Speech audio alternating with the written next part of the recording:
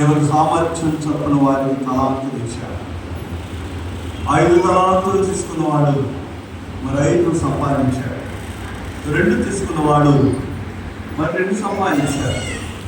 బలా నమ్మకమైన మంచి దాసులుగా, నమ్మకమైన వారుగా, దేవుని సంతోషములో పాలు తీసుకున్న వారిగా చూశారు. 1 తలాంతు తీసిన వాడు ఊళ్ళో దాచిపెట్టేశాడు. ఆ వ్యక్తిని దేవుడు అంటున్నాడు, సోమరి, చెడ్డదాసుగా. మనకి దేవుడిని 1 తలాంతు ఇచ్చాడు. అది బాధ్యత. ఈ కుటుంబాన్ని రక్షించు.